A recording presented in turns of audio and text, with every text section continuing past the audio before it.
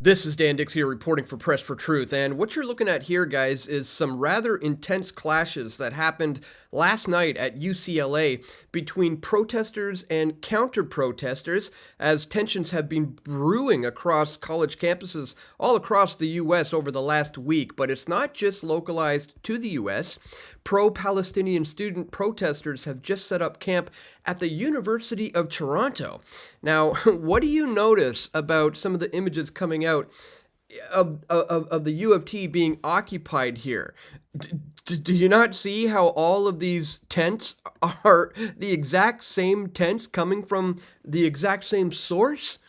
Well, folks, if you caught my video from a few days ago, you'd understand why that's happening. Because Soros and Rockefeller are funding these left-wing student radicals at nationwide protests against Israel.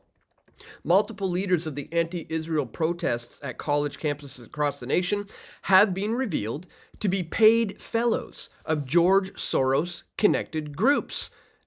And that might explain why nearly half of the anti-Israel protesters who were arrested at Columbia City College in particular weren't even students. This just happened a day after the mayor warned that these outside agitators were radicalizing youngsters. And just listen to what these radicals, these revolutionaries are now demanding. They want food to be brought in to these buildings that they took over. It's absolutely insane. They also want vegan and gluten-free food. They want knee pads and elbow pads and gas masks, vegan food, gluten-free food, hot food for lunch. But of course, all of this has to be BDS compliant, meaning that all these products or any companies that they bring in anything can't be linked to anything that supports Israel. Meanwhile, you've got these pro-Gaza activists refusing entry to non-allied students at UCLA. This is insane, guys. It's like the Seattle Chaz encampment all over again. Far-left activists have declared the UCLA campus a liberated zone and are refusing entry for many students not affiliated with the pro-Gaza protests. They've erected barriers and they placed guards, creating makeshift checkpoints, which require a special wristband in order to gain passage. This is absolutely insane, guys. So today I want to share with you this tweet that I thought did a really good job of laying out the entire situation. I can't believe I have to explain what's happening here, but here it goes. We're going to take a look at all of that, guys, and much, much more in this video. But really quickly, just before we do, I'd ask that you check me out here at pressfortruth.ca/donate if you appreciate my efforts to bring you this info. Guys, here you can do a one-time donation with PayPal. You can also set up a reoccurring monthly contribution. $5 a month, $10 a month, whatever is within your means is very greatly appreciated. You can also do that by joining me at Subscribestar by clicking there. You can send an e-transfer to dan@pressfortruth.ca, or if you like to keep things old school, you can send stuff to my P.O. box. Links for everything is located in the description below. Thank you so much to everybody who takes 2 minutes today to support my work here at Press for Truth. All right, guys, check this out. UCLA pro-Palestine encampment sent out a request for vegan and gluten-free food and zip ties. The pro-Palestinian encampment at UCLA sent out demands for vegan and gluten-free food as they rebuild their barricades after a night of violent clashes with counter-protesters and authorities. The list of requested items that they have here include urgent demands for wood, for barriers, knee and elbow pads, and gas masks. Under the list of food requirements to be delivered to the camp, the protesters requested vegan food, gluten-free food, and hot food for lunch.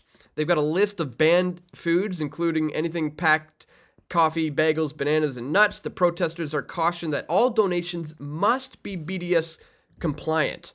The Boycott, Divestment, Sanctions movement is attempting to coordinate boycotts or any products or companies that is linked to any kind of support for Israel. Now, get a load of this viral clip where a reporter starts kind of, as the title suggests, roasting these revolutionaries for daring to request that they bring in food while they, willingly occupy this building. Just check this out. This is remarkable. Of the university, it's up to them to commit to not threatening us with food insecurity, evictions, and soldiers and militarized. That's interesting, just considering it a threat to, not ship in food for them. That's apparently threatening behavior, according to her. Police, that would be a great first step.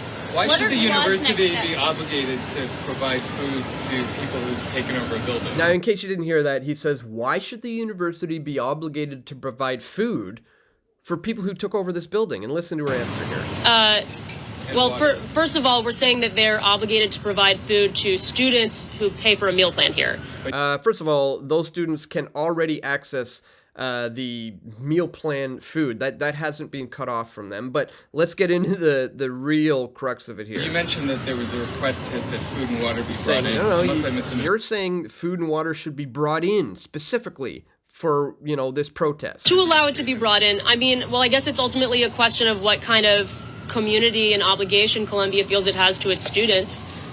Do you want students to die of dehydration and starvation or get severely ill, even if they disagree with you? If the answer is no, then you should allow basic, it's crazy to say because we're on an Ivy League campus, but this is like basic humanitarian aid we're asking for. Whoa! Yes, it is. It's insane to say, because you are on Ivy League school, that this is basic humanitarian aid?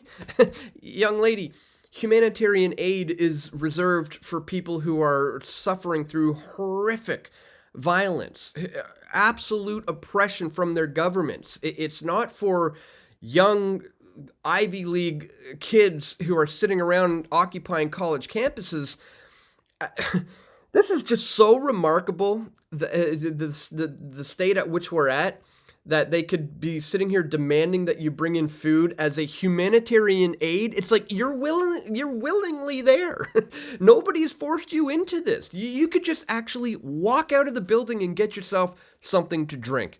It's absolutely insane. Let's continue. Could people please have a glass of water?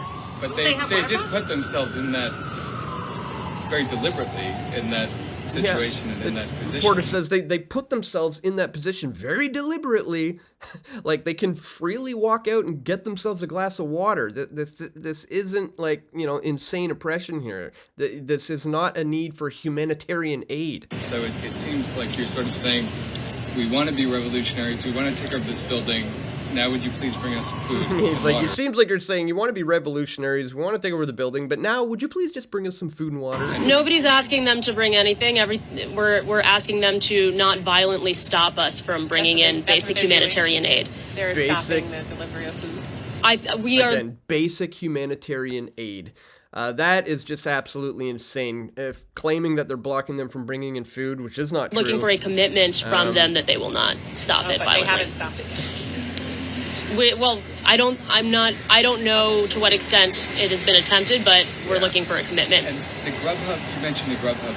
Is that... This is just absolutely insane, guys, that we're to this point. I'll put a link to all of this in the description below so you can, you watch the rest of it, but that's where we're at. They're demanding gluten-free food, vegan food, claiming it to be a humanitarian crisis here. And you've got stuff like this going on as well. Just how unbelievably brainwashed are these kids? Watch here as they've erected these barriers to keep out anybody who does not agree with their current protests from accessing the campus.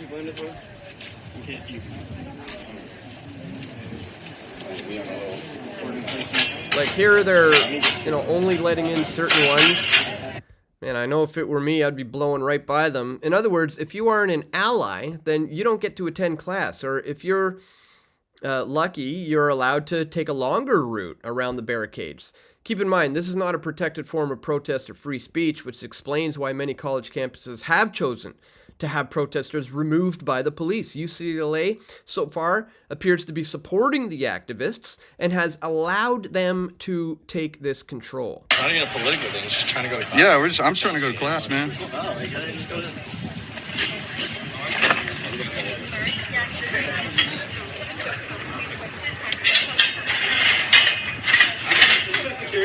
Isn't it interesting that they won't let certain people enter or leave, and they're trying to represent the Palestinian, cause, when they would suggest that that is what, happened to some of them in Gaza, that they're in, like a prison, and now they're blocking the freedom of movement of their fellow students.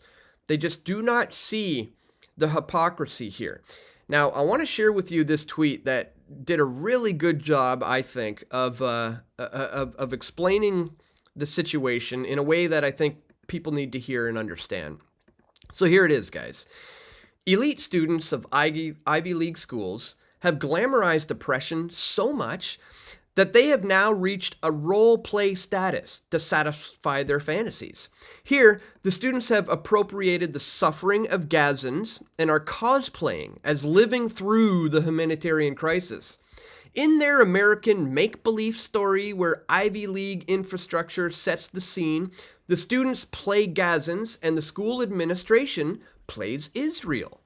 So Israel, the school, is blocking their basic humanitarian aid in this play. And if they don't receive it soon, they will die of thirst and starvation, appropriating exact experiences of Gazans. They also destroy upper-class buildings and claim them as liberated, while the students repeat chants in zombie-like chorus, playing the role of freedom fighters, destroying Israeli infrastructure and claiming them freed. If I'm alive in a world where people don't see the level of perversion in this, I give up. You don't see this in lower-tier schools from kids of lower socioeconomic standings, because they aren't plagued with the guilt of privilege that they're seeking to launder through Middle East role plays of feigned suffering. This is as first world dystopia as it gets.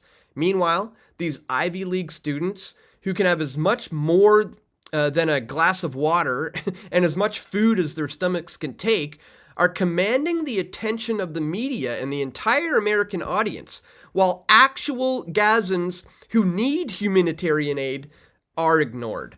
I still have to pinch myself that people don't see this. I hope you guys also truly see this for what it is. I would have to agree, these paid agitators and activists who are funded through Soros are pulling the attention away from some of the people in Gaza who actually do need real humanitarian aid. Like, people are actually suffering, and here you have these Ivy League students claiming that they are now the ones being suppressed. Again, this is, coming now to Canada. It's happening right now, but I will remind you that it's coming from a central source. And if you missed my video from just the other day, I explain in it very thoroughly exactly how all this works. In this video, Dan Dicks at Press for Truth looks at how these groups utilize their modus operandi for order out of chaos with divide and conquer tactics to fulfill the agendas of George and Alexander Soros. Make sure you check that out, guys, if you haven't seen it. Also, if you do appreciate my efforts to bring you this info, don't forget to check me out here at pressfortruth.ca/donate. You can find a link for that in the top of the description below. And that's all for today, guys. Thank you so much for watching and for continuing to be a loyal viewer and supporter here at Press for Truth. Please share this video with your friends and family who you think need to see it the most. Make sure you click that thumbs up button. And stay tuned, guys. We're going to have some more video reports coming very soon. This is Dan Dicks reporting for Press for Truth. We all want truth.